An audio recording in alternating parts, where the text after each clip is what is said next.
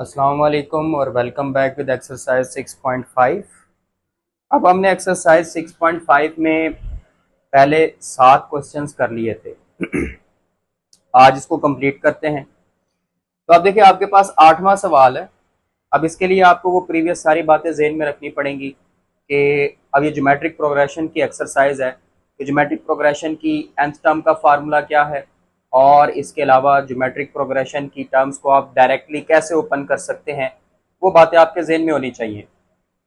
अब 8वां सवाल है जिसमें उसने कहा है कि if p plus qth term of GP is m, कि हमारे पास कोई ज्योमेट्रिक प्रोग्रेशन है, उसकी p प्लस क्यूथ टर्म जो है वो m है, and p minus qth term is n, और इसकी p माइनस क्यूथ टर्म जो है वो n है।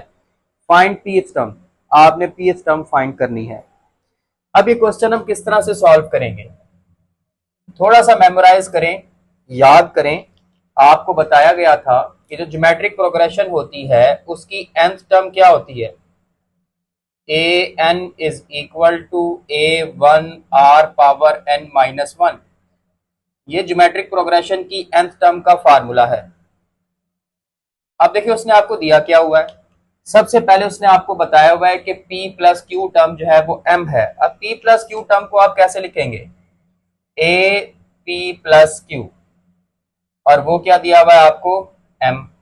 अब p प्लस क्यू टर्म का फार्मूला क्या बनेगा, ये जो n नजर आ रहा है आपको, इस n और इस n की जगह पर आप p प्लस क्यू पुट कर दें। यानी कि अगर आप ए पी प्लस क्यू का फार्मूला ओपन करने चाहते हैं तो आप ये जो n नजर आ रहा है, n की जगह पे p प्लस क्यू लगा दें तो वो इसका फार्मूला बन जाएगा। यानी कि A one are power n की जगह पर आएगा p plus Q minus one is equal to m।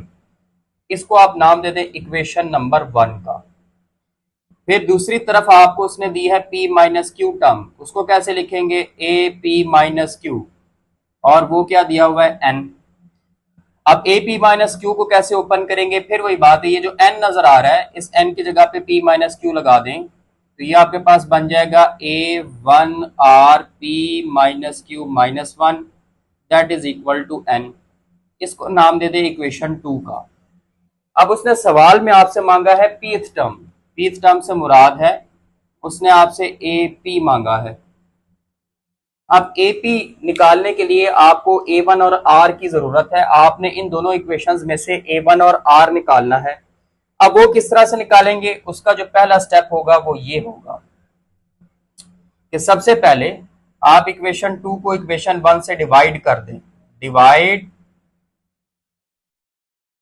Equation 2 by equation 1।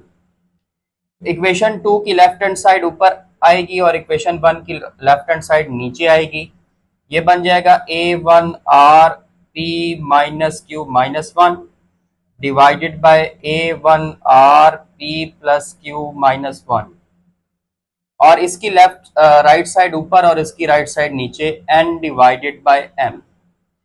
अब ये ए वन से कैंसिल हो जाएगा। आर को जब आप उठाकर ऊपर लेके जाएंगे तो क्या होगा, इसकी पावर के साइन चेंज हो जाएंगे। R P minus Q minus one into R, जब ये ऊपर जाएगा तो minus P minus Q plus one, ये बन जाएगा एन ओवर एम।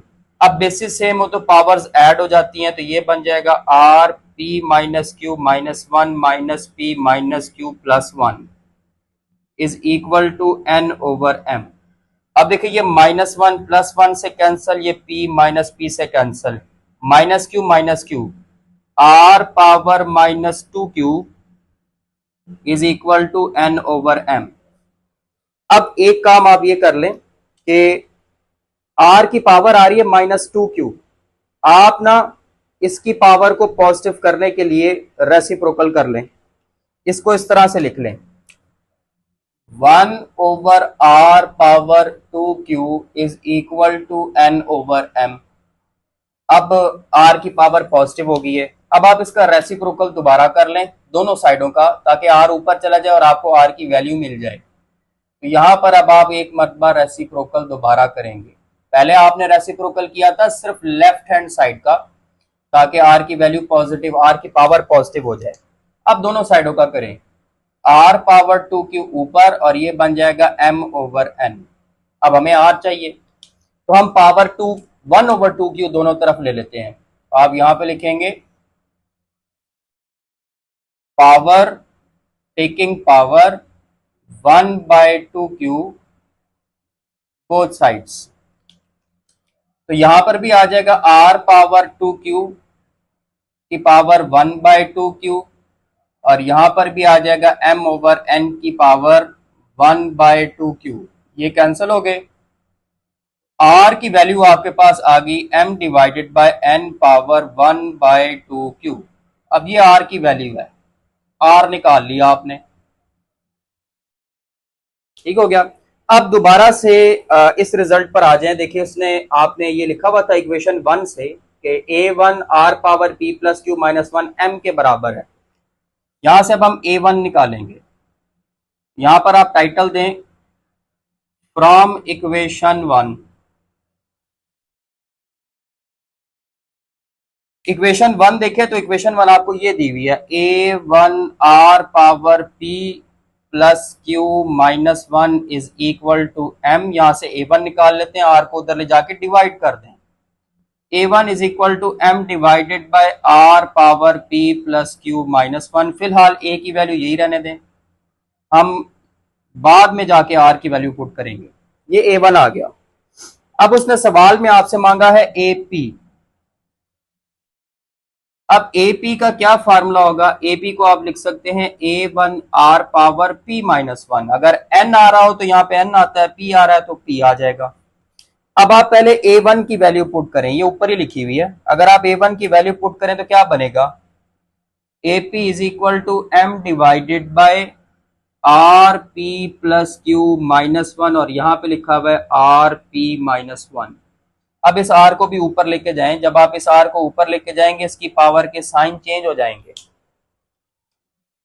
ये बन जाएगा A P is equal to m into R power minus P minus Q plus 1 into R power p minus 1। फिर वही बात है, बेसिस सेम है, पावर्स ऐड हो जाएंगी। m R power minus P minus Q plus 1 plus p minus 1। अब आप खुद देख लें कि ये माइनस पी प्लस पी से 1 से कैंसल, ए पी की वैल्यू आ जाएगी m R power minus Q. अब यहां पर आप r की वैल्यू पुट करें। आपको याद होगा आपने r की वैल्यू भी निकाल रखी है और r की वैल्यू आपने निकाली है m over n power 1/2q। वो अब आप यहां पर पुट कर दें। A P is equal to m, r की जगह पे आ जाएगा m over n by power 1/2q और बाहर माइनस q, ये q q से कट गया तो ए पी आपके पास आ गया m into m over n और ये बाहर वाला माइनस मल्टीप्लाई करें -1/2। अब ये -1/2 को +1/2 करना हो तो क्या करेंगे? अंदर वाली टर्म्स का रेसिप्रोकल ले लेंगे n ओवर m। जब n ओवर m करेंगे तो ये बन जाएगा 1/2। अब एक काम और करें, ये जो सिर्फ m लिखा हुआ है इसको ऐसे लिख लें m स्क्वायर का square root n over m power 1/2। ये पावर 1/2 का मतलब भी स्क्वायर रूट ही होता है, ऐसे लिख लें। अब ये स्क्वायर रूट, दोनों स्क्वायर रूट मल्टीप्लाई हो रहे हैं तो ये m स्क्वायर अंदर चला जाएगा, एक स्क्वायर रूट बना लें तो आप इसको लिख सकते हैं m square into n over m। एक m से कैंसल तो ये ए पी का आंसर आ गया आपके पास स्क्वायर रूट mn। ये हो गया जी आपका 8वां सवाल जो कि थोड़ा सा डिफरेंट है। अब ये आ गया आपका क्वेश्चन नंबर 9। क्वेश्चन नंबर 9 में उसने आपको ये स्टेटमेंट दी हुई है कि द थ्री, आपने इसमें फाइंड करना है 3 कंसेक्टिव नंबर्स फाइंड करने हैं। सवाल में उसने कहा है कि find 3 consecutive numbers in GP. आपने ज्योमेट्रिक प्रोग्रेशन में 3 कंसेक्टिव नंबर्स फाइंड करने हैं। आगे लिखता है कि जिनका सम 26 एंड प्रोडक्ट 216 है। अब इसमें भी जिस तरह अर्थमेटिक का केस था कि आपने 3 नंबर इस तरह से सपोज करने हैं कि प्रोडक्ट करने पे आर खत्म हो जाए, आर कैंसिल हो जाए। तो वो अब किस तरह से आप नंबर सपोज करेंगे? तो वो आपने नंबर जो सपोज करने हैं वो ये है, लेट एक नंबर आप ले लें ए आर कॉमा एक नंबर ले लें ए और एक नंबर ले लें ए ओवर आर। ये आपके कंसेक्टिव नंबर्स हैं ज्योमेट्रिक प्रोग्रेशन में। अब आप देखिए अगर इनका प्रोडक्ट करेंगे, इन सबको मल्टीप्लाई करेंगे तो आर आर से कैंसिल होगा। तो नंबर इस तरह से सपोज करने हैं। अब इसके बाद उसने जो सबसे पहली कंडीशन आपके सामने पेश की है वो ये है कि इनका जो सम है वो 26 है। अब आपको पता है सम का मतलब क्या है कि आपने इनको ऐड करना है। तो ये बन जाएगा a r plus a divided by r is equal to 26। A common ले लें तो पीछे रह जाएगा आपके पास r plus one by r is equal to 26। LCM ले लें तो एलसीएम जब लेंगे तो एलसीएम आएगा r, इन सब इसके नीचे भी 1 है इसके नीचे भी 1 है तो r ने इन दोनों से मल्टीप्लाई हो जाना है।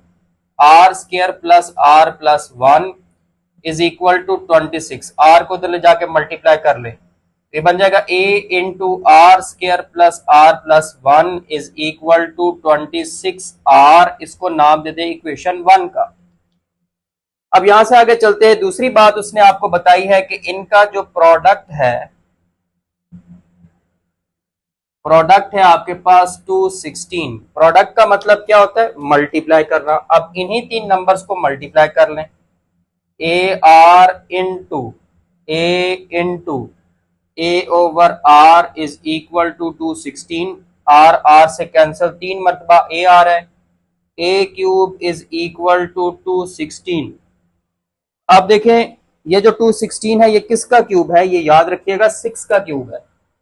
तो आप लिख सकते हैं a cube is equal to 6 cube. तो दोनों तरफ क्यूब रूट ले लें, ए की वैल्यू आपको मिल रही है 6, या पावर्स खत्म कर दें तो ए की वैल्यू 6। अब ये वैल्यू आप पुट करेंगे इक्वेशन 1 में, पुट इन इक्वेशन 1। अब इक्वेशन 1 आपके पास थी a into r square plus 1 is equal to 26 r। A की जगह पे 6 आ जाएगा। 6 into r square plus 1 is equal to 26 r। 2 3s r, 2 13s r, तो 3 को आप मल्टीप्लाई कर दें। 3r square plus 3 is equal to 13r। ये भी इस तरफ ले आए तो 3r square plus 3r minus 13r plus 3 is equal to 0। तो ये बन गया 3r square minus 10r plus 3 is equal to 0। अब आपने इसकी करनी है फैक्टराइजेशन। फैक्टर्स क्या बनते हैं? एक बनता है 9 और एक बनता है 1। अब अगर आप 3r कॉमन ले ले तो पीछे बचेगा r माइनस 3, माइनस 1 कॉमन ले ले तो r माइनस 3। अब एक फैक्टर आपके पास आ गया r माइनस 3 और एक आ गया 3r minus 1। r minus 3 is equal to 0 हो गया, 3r minus 1 is equal to 0 हो गया। r की एक वैल्यू तो आ गई आपके पास 3, दूसरी तरफ ये आएगा 3r इज इक्वल टू 1 और r is equal to 1 by 3। अब r की दो वैल्यूज आई हैं आपके पास, a की एक ही वैल्यू है 6 लेकिन r की दो हैं। तो इसी तरह जैसे पहले भी आप करते हैं, आप दो केसेस बनाएंगे, आपने वो तीनों नंबर बताने हैं। तो आप लिखेंगे when a is equal to 6 r is equal to 1 by 3। अगर a और 6 की ये वैल्यूज हों तो वो तीन नंबर्स क्या बनेंगे? तो याद करें जो पहला नंबर आपने सपोज किया था वो था a r। अब आप इसमें वैल्यूज पुट करें, a की जगह पे आ गया 6 और r की जगह पे 1 बाय 3, जवाब आ गया 2। दूसरा नंबर जो आपने सपोज किया था दैट वाज ओनली a, तो a की तो वैल्यू हमारे पास है तो ये बन गया 6। और जो तीसरा नंबर आपने सपोज किया था वो था a डिवाइडेड बाय r। अब आप इसमें भी वैल्यूज पुट कर दें, a की जगह पे 6 और r की जगह पे 1 बाय 3, ये 3 ऊपर आ जाएगा। 6 इंटू 3 बाय 1 दैट इज 18। इसी तरह अब आप लिखेंगे कि जब हमारे पास when a is equal to 6, r is equal to 3, जब ये वैल्यूज होंगी फिर क्या होगा, फिर से आप वो नंबर फाइंड करें। पहला नंबर है ए आर, तो वो क्या बन जाएगा आपके पास 6 इंटू 3 दैट इज 18। फिर आप लिखेंगे दूसरा नंबर था हमारे पास जस्ट ए, ए की वैल्यू आपके पास है 6। तीसरा नंबर आपने जो सपोज किया था वो था ए ओवर आर। अब आप इसमें वैल्यूज पुट कर दे 6 डिवाइडेड बाई 3 दैट इज 2। तो खैर दोनों केसेस में नंबर एक जैसे आए हैं, 2, 6 और 18। तो ये आपका नेक्स्ट क्वेश्चन भी हो गया। अच्छा, अब आगे चलते हैं, हमारे पास आ गया क्वेश्चन नंबर 10। अब क्वेश्चन नंबर 10 में उसने कहा है कि third term of geometric progression is square of first term. पहली बात उसने ये लिखी है कि ज्योमेट्रिक प्रोग्रेशन की जो थर्ड टर्म है वो स्क्वायर है फर्स्ट टर्म का। ठीक है, स्क्वायर है फर्स्ट टर्म का। तो इसको आप मैथमेटिकली कैसे लिखेंगे, मैथमेटिकली हम इसको इस तरह से लिखेंगे कि जो थर्ड टर्म है a3 वो बराबर है फर्स्ट टर्म के स्क्वायर के a1 स्क्वायर, ये आ जाएगा। तो देखिए third term of geometric progression is square of first term. अब थर्ड टर्म को हम कैसे ओपन करते हैं, या थर्ड टर्म का फार्मूला क्या बनता है आपके पास, a1 r square is equal to a1 square. यहां से एक एक से कैंसिल हो गया, आपके पास आ गया r square is equal to a1, या फिर आप ऐसे भी लिख सकते हैं a1 is equal to r square. इसको आप नाम दे दे इक्वेशन 1 का। फिर उसने कहा सेकंड टर्म इज 9, साथ ये भी बता दिया है कि सेकंड टर्म हमारे पास 9 है, a2 इज इक्वल टू 9। अब a2 को आप किस तरह से लिख सकते हैं, आप a2 को लिख सकते हैं a1 r is equal to 9। अब देखिए आपके पास a1 की वैल्यू है इक्वेशन 1 से, फ्रॉम इक्वेशन 1 a1 किसके इक्वल है, r स्क्वायर के, वो यहां पे लगा दें, r square into r is equal to 9। ये बन गया r cube is equal to 9। अगर आर निकालना है दोनों तरफ क्यूब रूट ले लें, आर आ जाएगा 9 पावर 1/3। ये आर की वैल्यू आ गई। इसको पुट कर दें इक्वेशन 1 में, पुट इन इक्वेशन 1, तो a1 मिल जाएगा आपको। a1 हो जाएगा इज इक्वल टू 9 की पावर 1/3 का स्क्वायर, यानी कि 9 की पावर 2/3। ये आपके पास a1 आ गया। अब उसने कहा find six term. Six term को आप कैसे लिखते हैं, a6, और a6 का फार्मूला क्या बनेगा, a1 r पावर 5। a1 की वैल्यू है 9 पावर 2/3, r की वैल्यू है 9 पावर 1/3 5। ये बन जाएगा 9 power 2/3 into 9 power 5/3। Basis same है, पावर्स ऐड हो जाएंगी। a6 is equal to 9 power 2/3 plus 5/3, LCM ले लें तो ये आ गया 9 पावर 2 प्लस 5/3, और a6 आपके पास आ गया 9 पावर 7/3। तो ये आपके पास 6 टर्म आ गई है। अब आप आ जाए क्वेश्चन नंबर 11 पे। क्वेश्चन नंबर 11 में कहता है कि 1/a 1/b 1/c are in GP. ये उसने बता दिया कि 1/a 1/b 1/c geometric progression में है। Show that common ratio is plus minus के रूट a ओवर c। आपने साबित करना है कि कॉमन रेशो यानी कि r, कॉमन रेशो का क्या मतलब है, r की वैल्यू ये बनेगी। अब सबसे पहले तो देखिए उसने आपको गिवन में क्या दिया है। गिवन में उसने आपको बताया है कि 1/a 1/b 1/c ये ज्योमेट्रिक प्रोग्रेशन में है। अगर ये ज्योमेट्रिक प्रोग्रेशन है, आप पहले दो की रेशो निकालो, r वो बनेगी 1/b divided by 1/c, second term divided by first term. तो r की वैल्यू क्या आ जाएगी, अब होगा ये, इसको आप ऐसे लिख ले 1/c c/1, r is equal to c/b। तो ये आपके पास ये r आ गया। इसी तरह इन दोनों की कॉमन रेशो निकालें, r वो बनेगा 1/c डिवाइडेड बाय 1/b। तो ये बन जाएगा r is equal to 1/c into b/1। R की वैल्यू आ जाएगी बी बाय सी, ये भी आपके पास आर आ गया। अब आपने साबित करना है common ratio plus minus square root a by c है, तो इन दोनों को मल्टीप्लाई कर दें। ठीक है, ये स्टेप याद रखना है, r into r, c by b, b by c.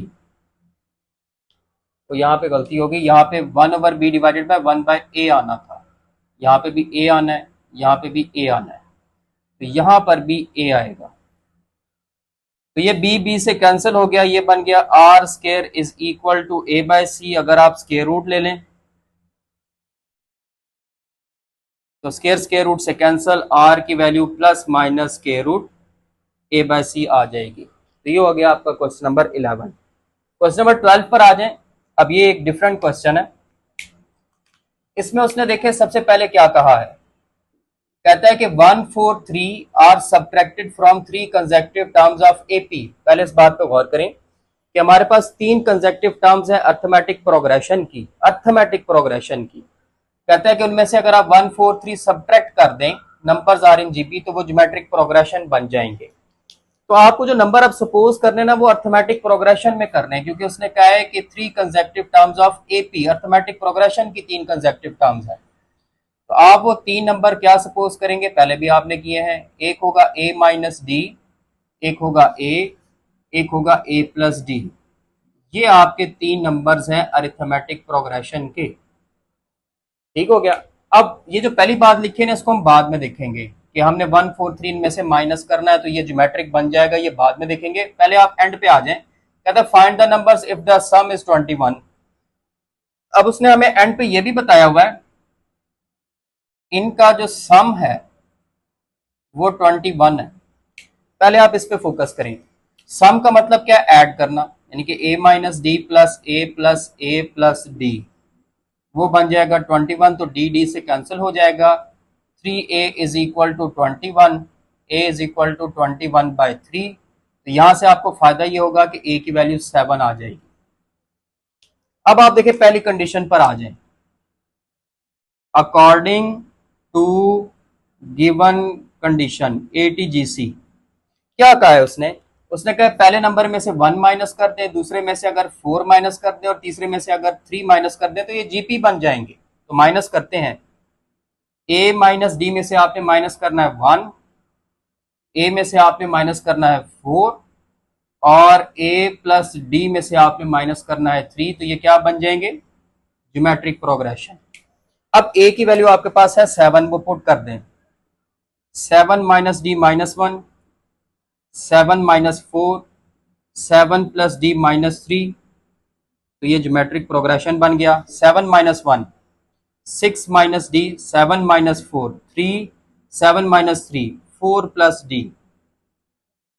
तो ये ज्योमेट्रिक प्रोग्रेशन में है। अब अगर ये ज्योमेट्रिक प्रोग्रेशन में है तो इन दोनों की रेशो और इन दोनों की रेशो बराबर आएगी। कैसे निकालेंगे, 3 डिवाइडेड बाय 6 माइनस डी बराबर आएगी 4 प्लस डी डिवाइडेड बाय 3। अब इसको हम सॉल्व करेंगे और डी निकालेंगे। चलो अब देखते हैं सॉल्व कैसे करते हैं। अब इनको सॉल्व करते हैं तो आप देखें आपके पास क्या रिजल्ट बना था, रिजल्ट बना था 3 divided by 6 minus d is equal to 4 plus d divided by 3। Cross multiply, 3 multiply by 3, 6 minus d into 4 plus d, ये हो गया 9। अब मल्टीप्लाई करें, 6 को 4 से किया 24 plus 6d minus 4d minus d square. 9 is equal to 24 plus 2d minus d square. ये सारी इधर ले आए, 9 minus 24 minus 2d plus d square is equal to 0। Arrange कर लें, d square minus 2d minus 15 is equal to 0। अब इसको factorise कर लें, d square minus 5d plus 3d minus 15 is equal to 0। D common लिया तो d minus 5 plus 3 common लिया, d minus 5। एक फैक्टर बन गया d माइनस 5 और एक बन गया आपके पास d plus 3 is equal to 0। तो d minus 5 is equal to 0, d plus 3 is equal to 0। d की वैल्यू एक आ गई है 5 और d की एक वैल्यू आ गई है -3। अब ये दोनों वैल्यूज आपने ज़हन में रखनी है। अब ये आपके पास d की वैल्यूज आ गई हैं। अब हम दो केसेस बनाएंगे क्योंकि हमने वो तीन नंबर्स फाइंड करने हैं। ए हमारे पास 7 है, तो आप लिखेंगे when a is equal to 7, d is equal to 5। तो आपने जो पहला नंबर सपोज किया था वो था a माइनस डी। अब इसमें वैल्यूज पुट करें, a की जगह पे 7, d की जगह पे 5, तो आ गया 2। दूसरा नंबर जो आपने सपोज किया था वो था सिर्फ a की वैल्यू आपके पास 7 है। तीसरा नंबर जो आपने सपोज किया था वो था a प्लस डी। इसमें वैल्यूज पुट करें, a की जगह पे 7, d की जगह पे 5, तो ये आपके पास आ गया 12। अब आप दूसरा केस बना दें, आप लिखें when a is equal to 7, d is equal to -3। तो आपने पहला नंबर जो सपोज किया था वो था आपके पास a माइनस डी। जब आपने a माइनस डी सपोज किया, ये बन जाएगा 7 माइनस इंटू -3, 7 प्लस 3 10। अच्छा, इसके बाद आपने जो दूसरा नंबर सपोज किया था वो था a, वो आपके पास आ जाएगा 7। और तीसरा नंबर जो आपने सपोज किया था वो था a प्लस डी, वो बन जाएगा 7 प्लस इंटू -3, 7 -3 दैट इज 4। तो हमारे पास ये दो ऑप्शंस हैं कि हमारे पास या तो नंबर बनेंगे 2 7 12 या फिर 10 7 4 या 4 7 10। तो ये हो गया आपका क्वेश्चन नंबर 12। अच्छा जी, अब आपके पास आ गई है क्वेश्चन नंबर 13। अब 13 क्वेश्चन में वो कहता है कि 3 consecutive numbers of AP are increase by 1 4 और 15। पिछले क्वेश्चन की तरह है, इसमें उसने कहा कि आपके पास अर्थमेटिक प्रोग्रेशन के कोई से 3 नंबर्स हैं, फिर आपने जो 3 नंबर सपोज करने हैं वो अर्थमेटिक के ही करने हैं। फिर कहता है कि अगर आप उनको 1 4 और 15 इंक्रीज कर देंगे, यानी कि बढ़ा देंगे, the numbers are in GP, number geometric progression बन जाएंगे। Find the numbers if their sum is 6, उनका सम जो है वो 6 है। ये आपका क्वेश्चन है। इसमें भी आपने वो 3 नंबर्स उसी तरह सपोज करना है जिस तरह लास्ट टाइम किए कि let a minus d a plus d, ये आपके पास 3 नंबर्स आ गए हैं अरिथमेटिक के। अब फिर वही बात है कि ये 1 4 और 5 इंक्रीज वाली बात एंड पे देखेंगे। पहले उसने बताया हुआ है कि इनका सम 66 है, वो देख लें। उसने कहा कि इनका जो सम है वो 6 है। अब आपको पता है सम का क्या मतलब है, इनको ऐड करना है।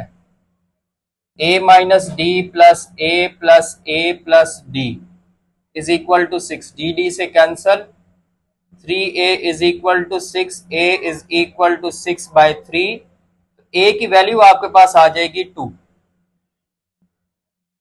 अब आगे चलते हैं, जो कंडीशन उसने दी है अकॉर्डिंग टू गिवन कंडीशन, क्या कहा है उसने कहा है कि पहले नंबर में 4 इंक्रीज करना है, दूसरे नंबर पहले नंबर में 1 इंक्रीज करना है, दूसरे में 4 इंक्रीज करना है, तीसरे में 15 इंक्रीज करना है। इंक्रीज का मतलब होता है ऐड करना। a माइनस डी में आपने 1 इंक्रीज किया, a में आपने 4 इंक्रीज किया और a प्लस डी में आपने 15 इंक्रीज किया, तो ये ज्योमेट्रिक प्रोग्रेशन बन गए। अब a की वैल्यू है वो लगा दें, 2 minus d plus 1, 2 plus 4, 2 plus D plus 15, ये ज्योमेट्रिक प्रोग्रेशन है। सॉल्व कर लें, 2 प्लस 1,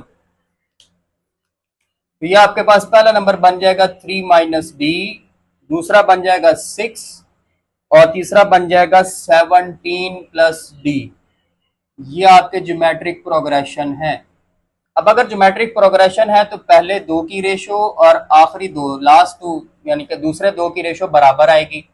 पहले 2 की रेशो बनेगी 6 ओवर 3 माइनस डी और वो बराबर है कि 17 plus d divided by 6, cross multiply कर लें, 6 multiply by 6, 3 minus d into 17 plus d, तो ये हो गया 36, 51 plus 3d minus 17d minus d square, 36 is equal to 51 minus 14d minus d square, ये इधर ले हैं, 36 minus 51 plus 14d plus d square is equal to 0, arrange कर लें, d square plus 14d, 36 minus 51 minus 15 is equal to 0, ये भी factorise हो जाता है, d square plus 15d minus d minus 15 is equal to 0, d common ले लें, d plus 15 minus 1 common ले लें,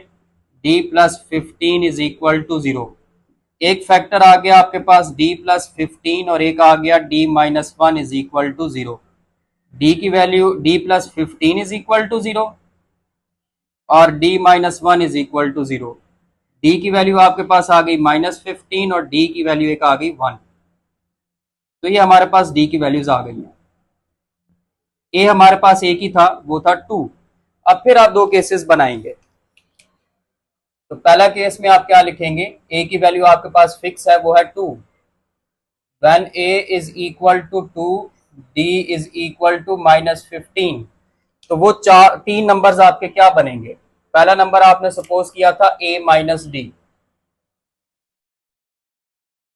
a माइनस डी, a की जगह पे 2 माइनस माइनस इंटू 15, 2 प्लस 15 17, दूसरा नंबर आपने क्या लिया था, वो था सिर्फ a, वो आ गया 2, तीसरा नंबर आपने क्या सपोज किया था, a प्लस डी, वो हो गया 2 प्लस माइनस 15, 2 माइनस 15, वो नंबर आपके पास आ गया माइनस 13, फिर आप लिखेंगे नेक्स्ट केस,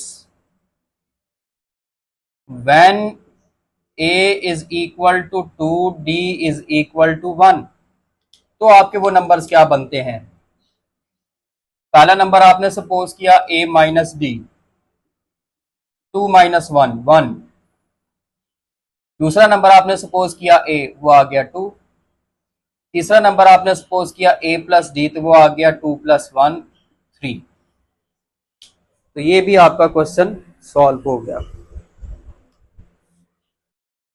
अच्छा जी, अब आपका आ गया क्वेश्चन नंबर 14, क्वेश्चन नंबर 14 में देखे उसने आपको कहा है कि if pth and qth terms of GP are q and p, इसका मतलब ये है कि जो पीएथ टर्म है वो आपके पास क्यू है और जो क्यूएथ टर्म है वो आपके पास पी है, ठीक है, पीएथ टर्म आपके पास क्यू है और क्यूएथ टर्म आपके पास पी है, show that p plus qth term is q power p divided by p power q is equal to 1 over p minus q, ये आपने अब साबित करना है। अब ये किस तरह से साबित करेंगे, तो सबसे पहले तो देखिए उसने आपको क्या दिया हुआ है, उसने आपको दिया है कि पीएथ टर्म वो आपके पास क्या है, क्यू, अब पीएथ टर्म को ओपन करें तो क्या बनेगा, a1 r power p minus 1 is equal to q, इसको नाम दे दे 1 का,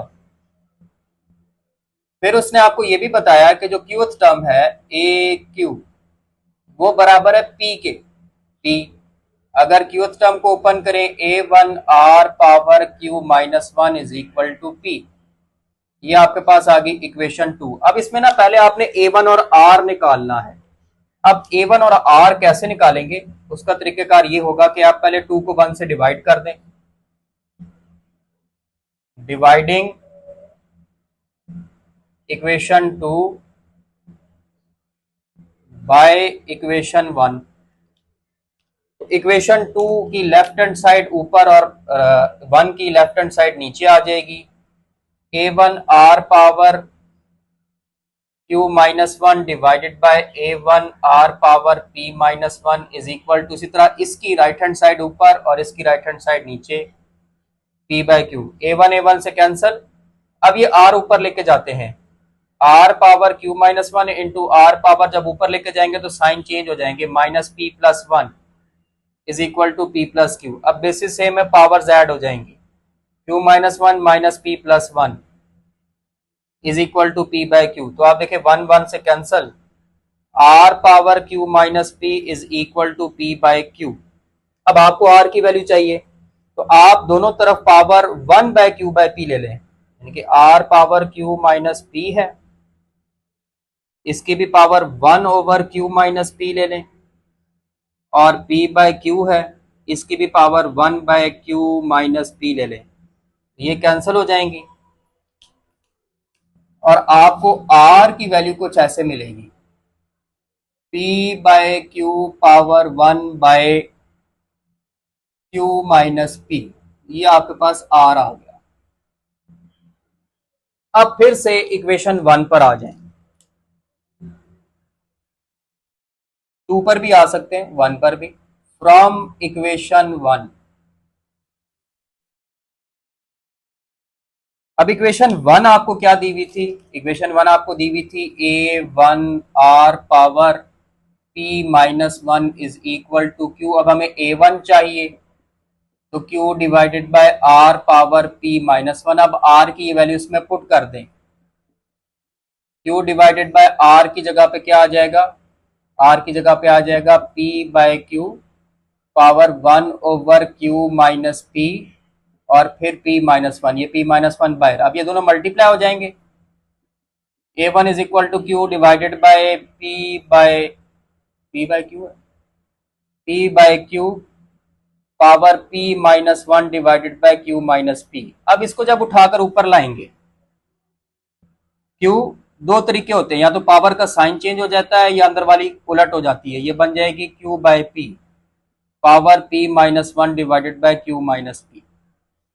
तो ये आपके पास आ जाएगी a1। अब a1 और सॉल्व होगा, a1 इज इक्वल टू, इसको अलग अलग कर लें, q into Q power p minus 1 divided by q minus p divided by p की power p minus 1 divided by q minus p। अब ये दोनों की बेसिस सेम है, पावर्स ऐड हो जाएंगी, q power p minus 1 divided by q minus p plus 1 divided by p power p minus 1 divided by q minus p। अब इसका LCM ले लें, इधर ही कर लेते हैं, a1 is equal to q power, LCM लिया, एलसीएम आपका क्या आएगा? q माइनस p, तो ये बन जाएगा p minus 1 plus q minus p divided by p power p minus 1 divided by q minus p। ये p से कैंसल, a1 आपके पास आ जाएगा माइनस 1 प्लस q बचता है, तो आप इसको q minus 1 divided by q minus p divided by p power p minus 1 divided by q minus p लिख लें, इसको भी ऊपर ले जाएं, q power q minus 1 divided by q minus p into p power minus हो जाएगी, minus p minus 1 divided by q minus p, minus को ऊपर मल्टीप्लाई कर दें, q power q minus 1 divided by q minus p into p power minus p plus 1 divided by q minus p। तो ये इतनी बड़ी आपके पास एक 1 की वैल्यू आ गई है। अब आपके पास a1 की वैल्यू भी आ चुकी है और आपके पास r की वैल्यू भी आ गई है। अब हमने फाइंड करनी है p प्लस क्यू टर्म, ए पी प्लस क्यू, इसका फार्मूला क्या बनेगा? a1 r power p plus Q minus 1, n की जगह पे p प्लस क्यू आ जाएगा। अब आपके पास a1 और r की वैल्यू मौजूद है, वो पुट करें, a1 की वैल्यू आपने निकाली थी q power q minus 1 divided by q minus p into p power minus p plus 1 divided by q minus p, और r की वैल्यू आपने निकाली थी p by q power 1/q minus p plus q minus 1। अब इसको solve करते जाएं, q minus 1 divided by q minus p power minus p plus 1 divided by q minus p, ये बन जाएगा p by q power p, ये आपके पास p plus q minus 1 था, तो p plus Q minus one divided bye Q minus P, इधर भी अलग अलग करें,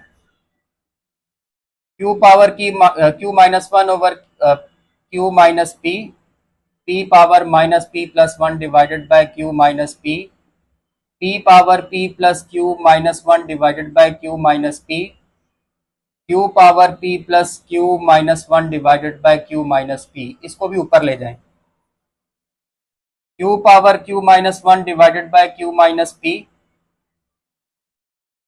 power minus P plus one divided bye Q minus P power p plus Q minus one divided bye Q minus Q power जब ऊपर जाएंगे तो sign change हो जाएगा, minus p plus Q minus one divided bye Q minus P.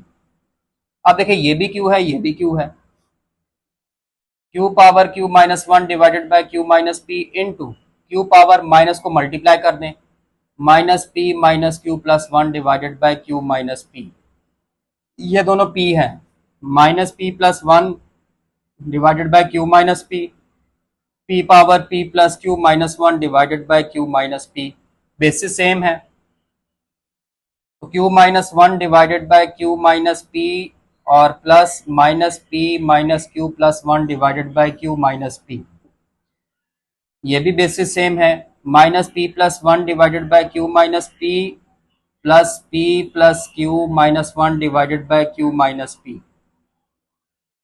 अब देखिए LCM ले लें, एलसीएम आता है Q minus P, Q minus one minus P minus Q plus one, इधर भी एलसीएम ले लें पावर में, Q minus P plus one plus Q plus P plus Q minus one, तो ये बचेगा आपके पास क्यू पावर क्यू से गया, ये इससे गया, minus P divided bye Q minus P, और यहाँ पे क्या बचेगा, ये इससे गया, ये इससे गया, p power q divided by q minus P, इसकी पावर को पॉजिटिव करना है, नीचे ले जाएं, p power q over q minus P divided by q power p divided by q minus P, ये जो नीचे q माइनस पी आ रहा है ना, अच्छा ये मैं आगे कर देता हूं आपको, इसको आप ऐसे भी लिख सकते हैं कि A P plus Q is equal to, दोनों के नीचे वाला क्यू माइनस पी है, तो आप इसको ऐसे लिख सकते हैं, p power Q power p one over q minus p power q। अब देखो ये q पावर p को साथ डिवाइड वाली फॉर्म में लिखें, p power q divided by q power p into one over q minus p, ये आपका प्रूव हो गया, ये आपने प्रूव करना था, तो ये हो गया आपका, लेंथी क्वेश्चन था लेकिन सॉल्व हो गया। ये आ गया आपका लास्ट क्वेश्चन, क्वेश्चन नंबर 15। अब क्वेश्चन नंबर 15 में उसने कहा है कि अगर a 2a plus 2 3a plus 3 ये ज्योमेट्रिक प्रोग्रेशन में हो तो फाइंड फिफ्थ टर्म, आपने फिफ्थ टर्म फाइंड करनी है। अब इसमें उसने गिवन में आपको क्या बता दिया है,